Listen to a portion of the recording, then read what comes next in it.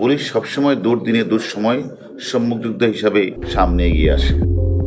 ঢাকা মহানগর পুলিশের গোয়েন্দা শাখার প্রধান হারুন অর রশিদকে বদলি করা হয়েছে। ৩১ জুলাই ডিএমপি সদর দপ্তর থেকে দেওয়া এক আদেশে তাকে বদলির কথা জানানো হয়। ডিবির প্রধান হিসেবে দায়িত্ব দেওয়া হয়েছে অতিরিক্ত পুলিশ কমিশনার মোহাম্মদ আশরাফুজ্জামানকে।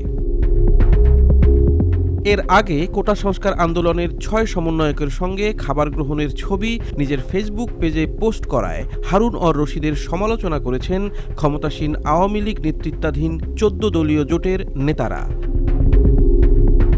তারা বলেছেন, হারুনের কর্মকাণ্ড নিয়ে সরকারের সমালোচনা করেছেন হাইকোর্ট, যা দেশে বিদেশে সমালোচনার জন্ম দিয়েছে।